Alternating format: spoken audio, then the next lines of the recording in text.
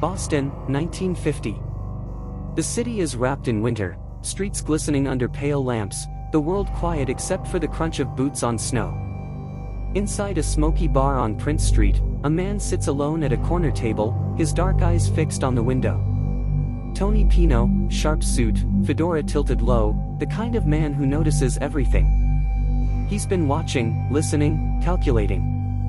A lifetime of small jobs, narrow escapes, and restless ambition has brought him here, to one thought that won't let him go. Across the street stands the Brinks Armored Car Depot, a squat, windowless fortress where millions in cash move in and out every day. Guards come and go, confident, unaware. Tony studies them for weeks, learning every pattern, every blind spot, every habit. He doesn't see a building anymore, he sees opportunity.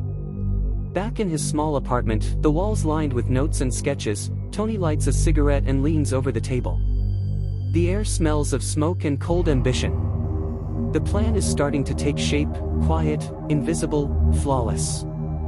He knows he can't do it alone. One evening, in a corner booth of a downtown diner, he slides a folded blueprint across the table to Joe McGinnis, a man known for his calm mind and steady hands.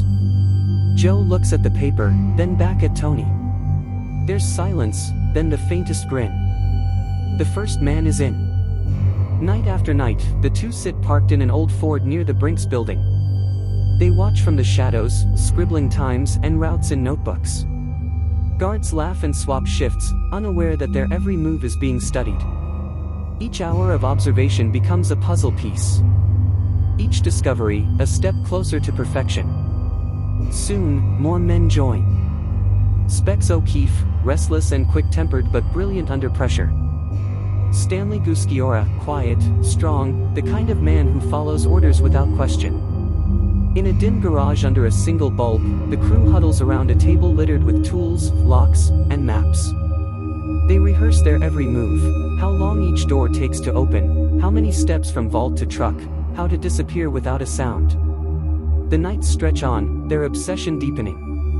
They duplicate the keys, test them, and test again. Each rehearsal feels more like ritual than crime. Every man knows his role, his timing, his silence. And then comes the night before it all happens. In the cold stillness of a hidden garage, the men stand before a small pile of masks, grotesque rubber faces that will hide their own. Tony looks at them, voice steady, eyes hard. Tomorrow night, we make history. No one speaks. They just nod. Somewhere outside, snow begins to fall again. The city sleeps, unaware that tomorrow, its most secure vault will be emptied without a sound. Boston, January 17, 1950. The city lies under a thick sheet of winter, the kind of cold that makes the air sting and the streets quiet. But somewhere in that silence, 11 men are about to make history. In a small garage not far from the Brinks Armored Car Depot, the gang moves like shadows. No one speaks. Masks are pulled tight, gloves are checked, guns are loaded. Every breath feels heavier than the last. They've spent 3 long years preparing for this single night, every lock studied, every guard's routine memorized, every second accounted for. Tony Pino, the man who dreamed this into being, glances at his watch. 7:10. It's time. The truck rolls through Boston's narrow streets, slow and deliberate, its lights off to blend with the dark.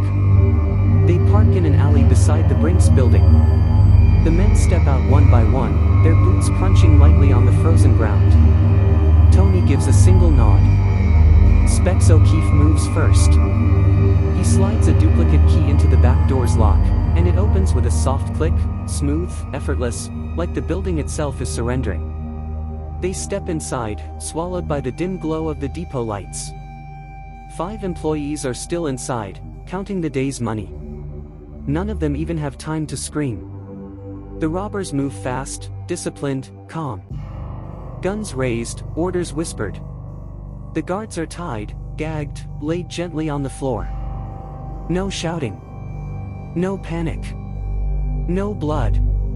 Money starts disappearing into heavy canvas bags, cash, checks, securities. $2.7 million worth, vanishing minute by minute. It's all happening so fast, so clean, it feels unreal. Tony checks his watch again. 17 minutes have passed. That's all. 3 years of planning, 17 minutes of execution. The perfect crime. They move out quietly, bags in hand, and disappear into the freezing Boston night. The truck glides away through the dark, not a siren, not a soul aware of what just happened. By the time the bound employees break free and sound the alarm, it's already over. The police arrive to find nothing but footprints in the snow, no fingerprints, no leads, no evidence. The vault is empty. The country wakes up the next morning to a headline that shocks the nation: the crime of the century. The FBI launches one of the largest investigations in American history, chasing every rumor, questioning every suspect, but the robbers seem to have vanished into thin air. Weeks turn into months, and months into years. Not a single clue surfaces. Tony Pino believes they've done it, that they've beaten the system, fooled the world, and walked away free. But perfection never lasts. Greed has a way of whispering in the dark. And deep inside the gang's silence, something is beginning to crack. The plan was flawless. The getaway was clean. But the real danger was only just beginning. Winter fades into memory, and 6 long years pass. The Brinks robbery becomes legend, whispered in bars, studied by detectives, envied by criminals. The FBI never gives up, but the trail is cold, frozen like the night it happened. No evidence. No witnesses. Just a mystery with a name, the crime of the century. Tony Pino and his men go on with their lives, careful, cautious, living small. They don't flash their wealth, they barely spend $1 of it. The plan is simple: stay quiet until the statute of limitations runs out. 6 years. After that, they'll be free men forever.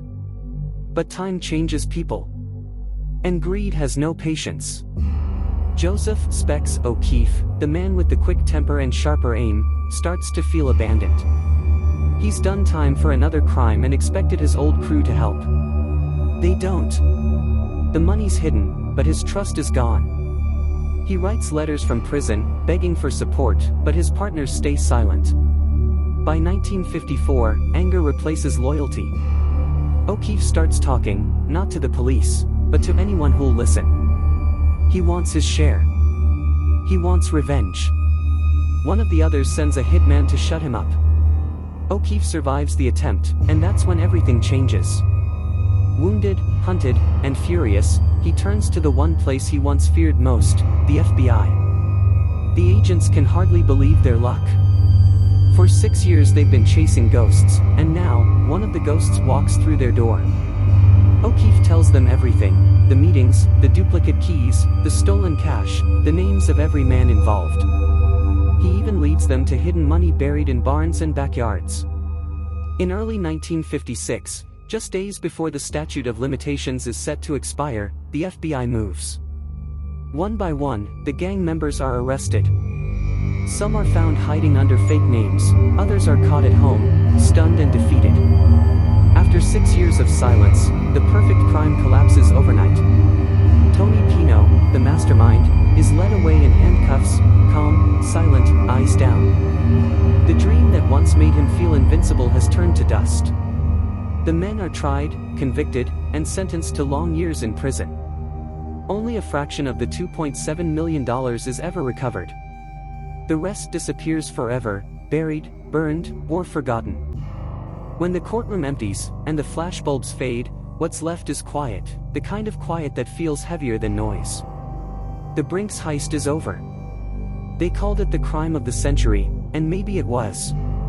Not just for the money stolen, but for what it revealed. That even the most perfect plan, the most loyal brotherhood, can't survive human weakness. Tony once believed he could outsmart the system, the world, maybe even fate itself. But in the end, it wasn't the police who caught him. It was the one thing no thief can escape: another man's greed. And that's how the greatest heist in American history unraveled, not with gunfire or sirens, but with a whisper and a confession.